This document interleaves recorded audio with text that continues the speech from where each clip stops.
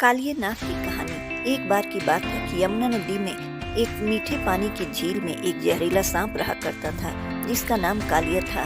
कालिया इतना जहरीला था कि धीरे धीरे उसका जहर यमुना नदी के पानी को भी जहरीला बना रहा था। एक दिन उस नदी के किनारे पर एक गाय चराने वाला गया और उसने उस नदी से पानी पीना शुरू कर दिया।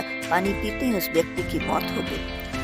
जब श्री कृष्ण को इस बात का पता चला तो कृष्ण ने अपनी शक्ति से उस मरे हुए व्यक्ति को दोबारा से जिंदा कर दिया। उसके बाद कृष्ण यमुना नदी में कूद गए और नदी की गहराई में जाने लगे। नदी की गहराई में गए तो वह जोर जोर से सांप को पुकारने लगे। उस समय कृष्ण को नदी में गए हुए काफी समय हो गया था। यह देखकर लोग चिंतित होने लगे और कुछ लोग तो वहाँ करने लगे थे। उसके बाद कालिया सांप नदी के अंदर से बाहर निकला और श्री कृष्ण के सामने आया। सामने आते ही कृष्ण पर आक्रमण कर देखते ही देखते श्री कृष्ण उस कालिया सांप के सर पर नाचने लगे। वह कालिया सांप 1000 सर वाला विशाल सांप था। श्री कृष्ण इतनी तेजी से नाचने लगे थे कि कालिया सांप के मुंह से खून निकलने लगा।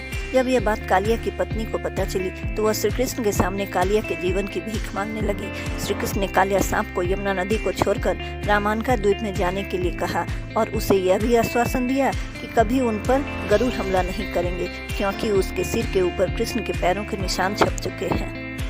यह सुनकर कालिया सांप बहुत ज्यादा खुश हो गया और फिर वह अपनी पत्नी के साथ यमुना नदी को छोड़कर वहां से दूर चला गया।